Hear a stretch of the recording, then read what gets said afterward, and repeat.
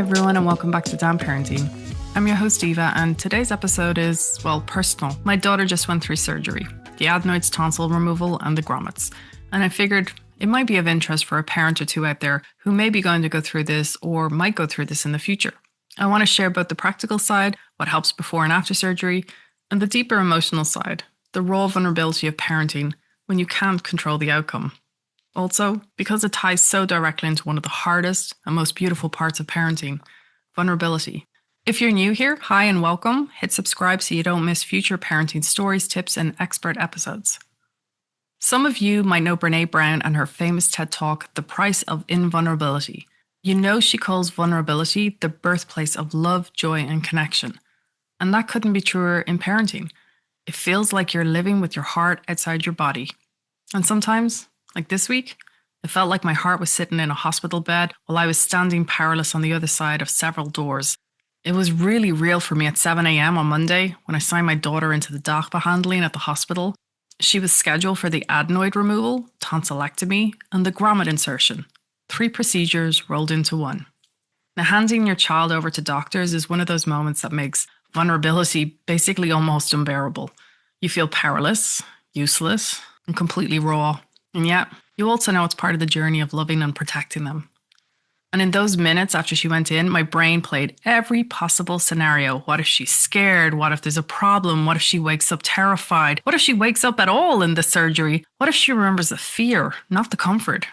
And of course, my rational brain knew she's in safe hands, but the parent heart just doesn't listen to logic.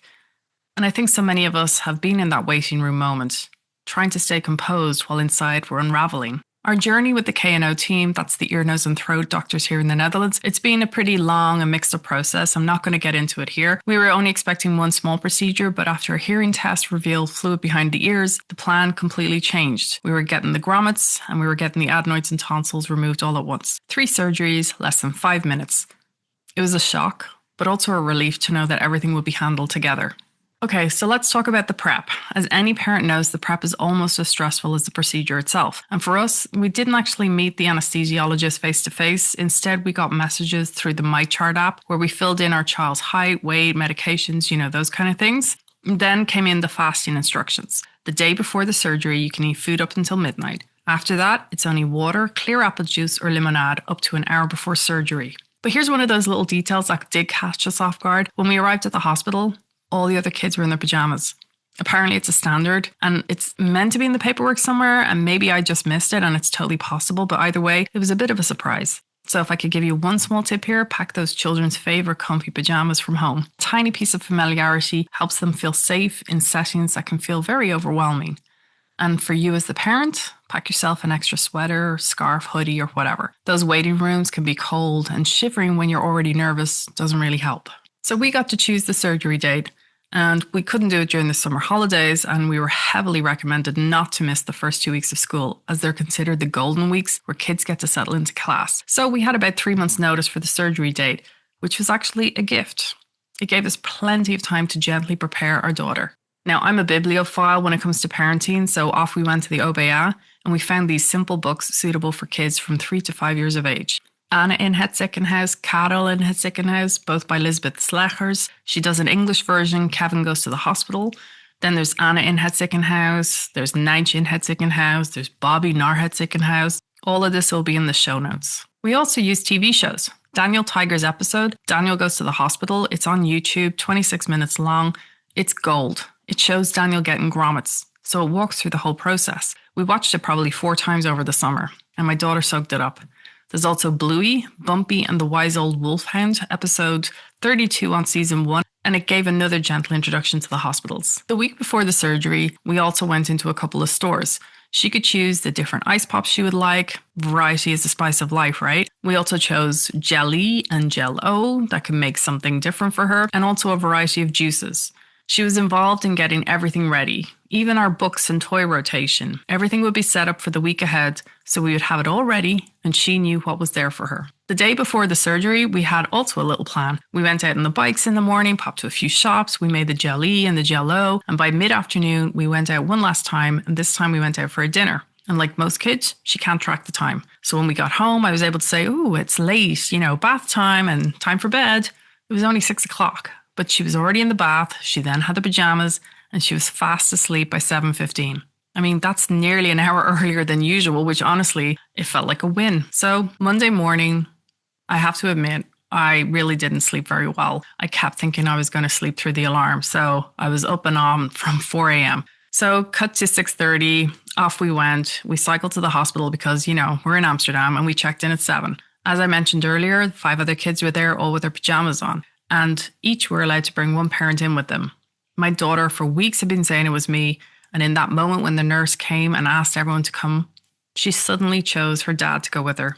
He was the only dad that went in, which made me very proud, also a little teary, as I waited outside with the fathers. The staff were wonderful. The kids got their hospital bracelets, a sticker on their chest with their name. The parent had to wear a onesie and a hairnet, and everyone got to tour the operation room, including they got their own gas mask. So at 8 a.m., I watched my daughter grinning as she was wheeled past me to go into the surgery on her trolley, sitting upright and clearly enjoying the novelty of being in a bed that moves from room to room. And that smile, full of trust and bravery, it's going to stay with me forever. Vulnerability and courage, side by side. Meanwhile, I felt a lump in my throat. What grounded me in that moment was repeating a quiet mantra to myself. It's routine, she's safe, she's brave. It didn't stop the fear, but it gave my mind something to hold on to. And if you ever find yourself in this position, I'd really encourage you to find a phrase or a ritual that anchors you. It can make the world of difference when your insides are spinning. The surgery itself was quick, but recovery is another story.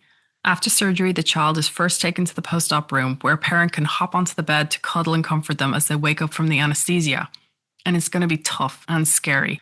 And then, together, they're brought back to the main recovery room, the room where all the kids are going to come back to after their surgeries.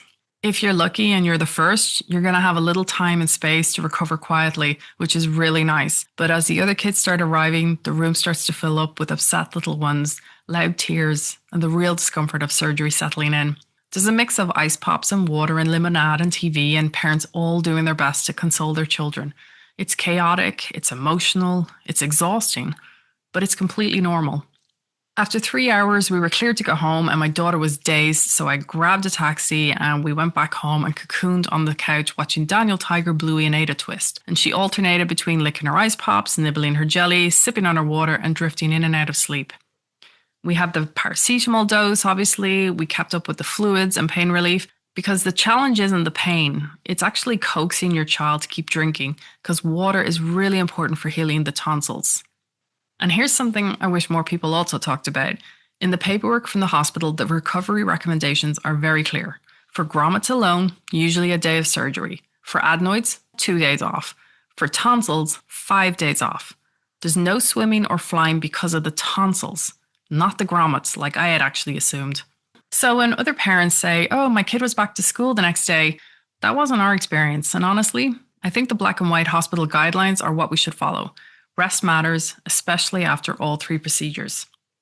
As I record this, it's Tuesday night.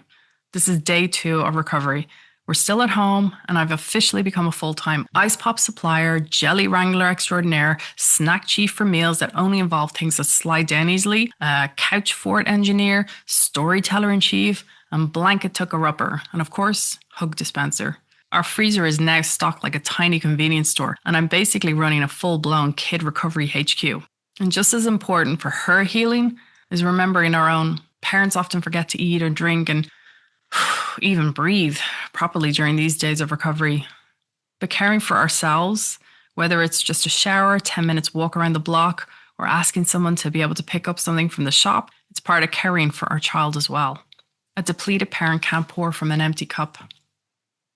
This week has reminded me of what Brené Brown says. Vulnerability is not a weakness, it's a courage. It's showing up when you can't control the outcome. Parenting demands that from us every single day. Handing your child over for surgery, watching them struggle in recovery, and holding them through it all. That's the price of invulnerability. But it's also where love, connection, and courage live. So if you're a parent facing this road, I hope this walkthrough helps you prepare, and I hope it reassures you that feeling overwhelmed, fearful, and raw, it's all completely normal. It means you're deeply invested in the little human you love more than anything. Thanks for listening to Damn Parenting. If you enjoyed today's podcast, Don't forget it's over on Spotify or Apple or YouTube. Leave a review if you want. Share it with other parents in the community, and trust me, you're not alone in the chaos of parenting. And if you're preparing for surgery with your child, no, you're not alone. And that ice pops and jelly and Daniel Tiger go a long way. Until next time, take care. And remember, vulnerability is not something to avoid. It's the doorway to connection.